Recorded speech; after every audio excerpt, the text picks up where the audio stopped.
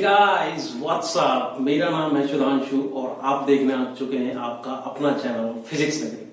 तो guys in last few classes we have discussed about the Gauss theorem and the various applications of Gauss theorem. So in today's class we are going to learn a new application of Gauss theorem, that is electric field due to a large sheet of charge. तो देखो बच्चों, यहाँ पे आप देख पा रहे हैं कि ये एक शीट है and this particular sheet is uniformly charged. This is uniformly charged, okay, and we have to calculate our electric field at some point. Let's suppose this is the point and we can name it as a P, and this P is kept at a distance of R from this sheet like this. ठीक है, यहाँ पे एक sheet है जो uniformly charge है और इस सीट के थ्रू हमें इलेक्ट्रिक फील्ड निकालनी है पॉइंट पी जो इससे आर डिस्टेंस के ऊपर कैप्ट है। फॉर एग्जांपल आप समझिए कि this is a sheet, okay, and the charge is distributed everywhere here, okay, and we are taking point P here and we are trying to calculate electric field here which is kept at the distance of r. Okay, one thing. Second thing is this seat is infinitely large. This seat is infinitely large. इसका मतलब ये है कि इसकी जो distance, इसका जो length है, ये infinitely large है as compared to this point P. क्योंकि देखिए infinitely large हम जब भी किसी चीज को बोलते हैं तो that thing is a comparative term.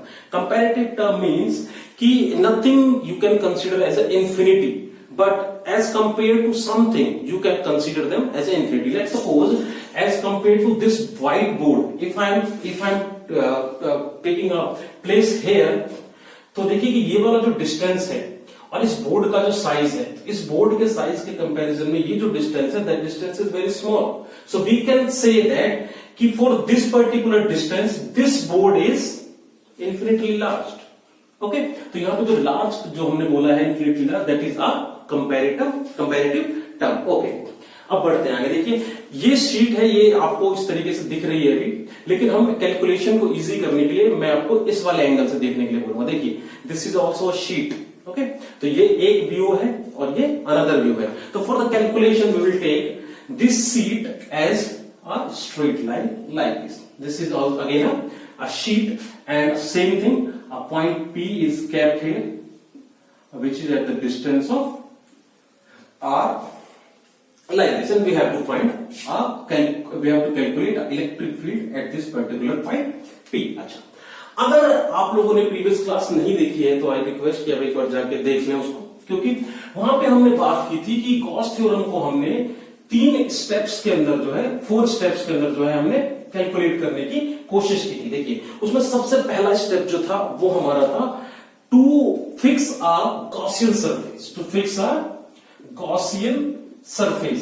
क्योंकि देखिए हमने बोला था कि भाई क्या होता है इलेक्ट्रिक फील्ड इनक्लोज्ड, किसके इनक्लोज्ड होता है, इलेक्ट्रिक फील्ड इज इनक्लोज्ड और you can say the linked with some area, कि जिस एरिया के अंदर चार्ज इनक्लोज्ड होता है वही सिर्फ इलेक्ट्रिक फील्ड क्रिएट करता है. ओके, तो चलिए अब सबसे पहला काम क्या है स्टेप 1 के अंदर कि we have to fix a Gaussian surface. Okay, and one more thing, a Gaussian surface is symmetry.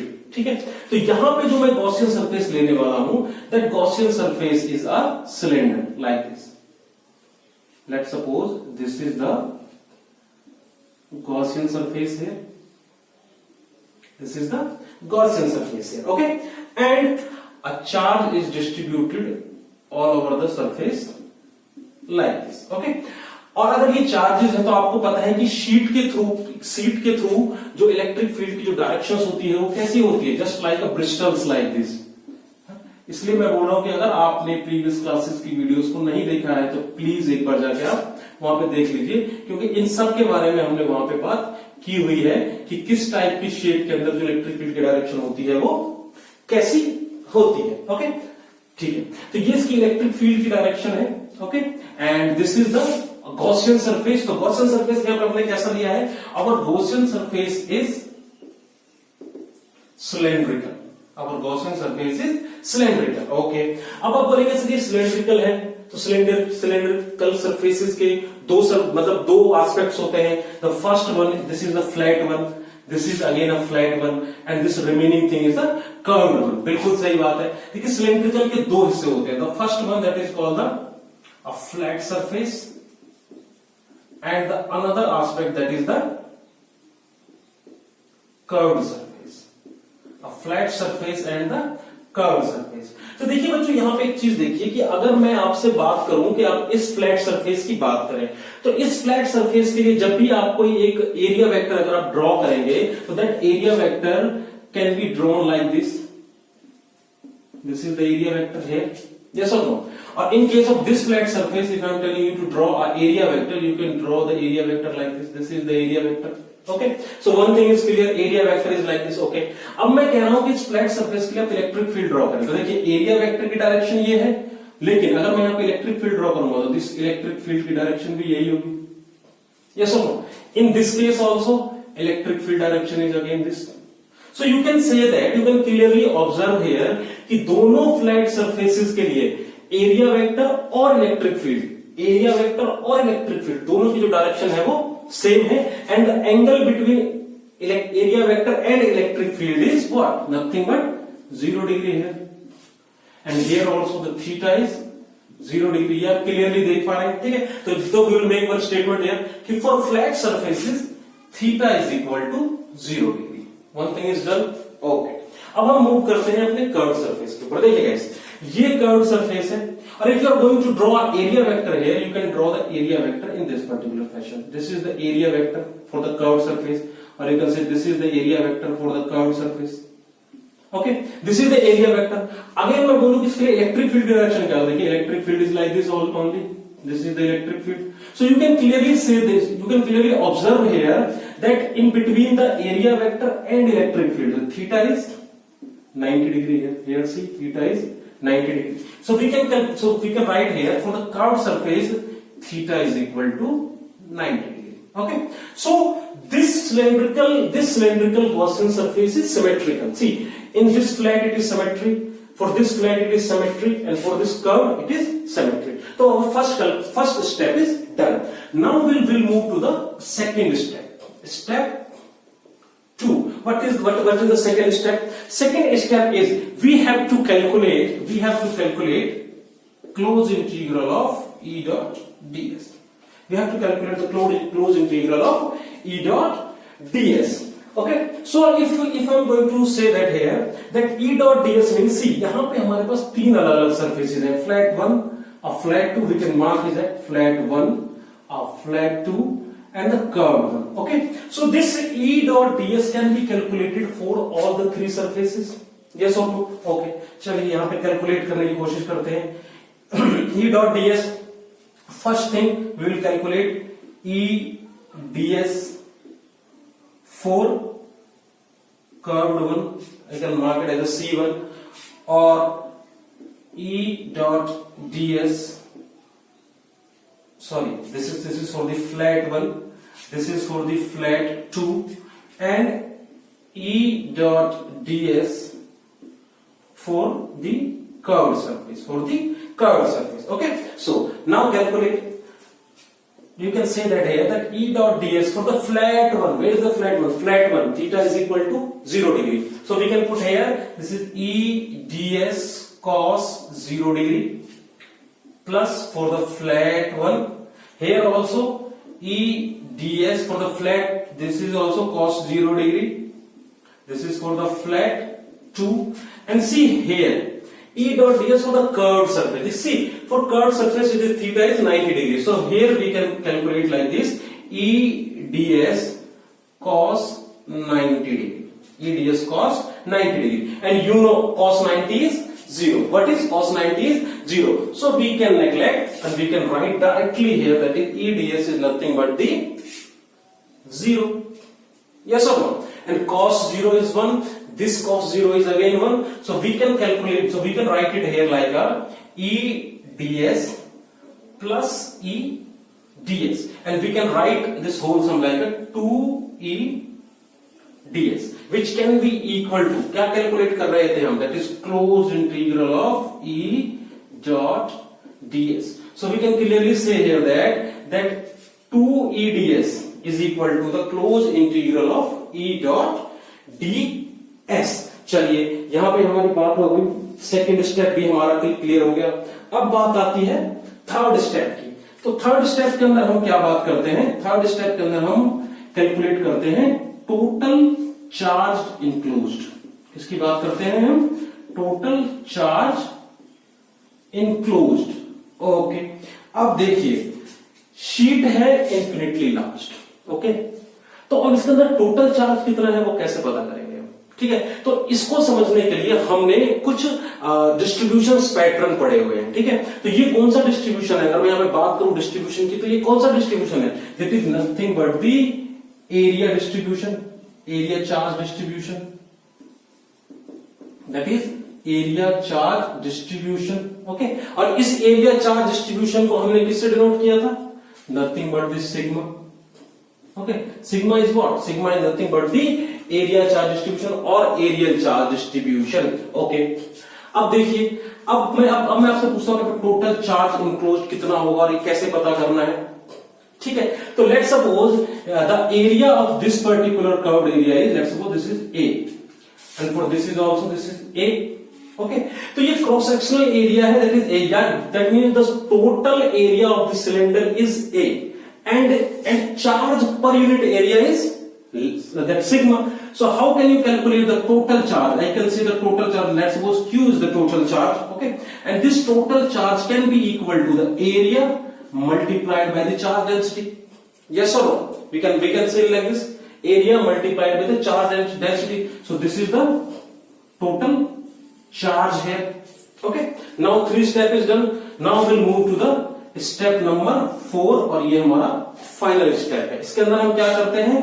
Apply Gauss theorem. यहां पे क्या करना है? हमें गॉस थ्योरम को अप्लाई करना है। अब देखिए, आपको पता है गॉस थ्योरम क्या होता है? Gauss theorem is nothing but the close integral of E dot ds is equal to Q upon epsilon naught, isn't it? अच्छा, इसकी वैल्यूज को पुट करिए। देखिए, E डॉट ds की वैल्यू हमने क्या निकाली है? That is 2E ds। You can put here, this can be written as 2E ds is equal to Q। What is the value of Q? Q is nothing but the A sigma upon epsilon naught. Okay, and the remaining.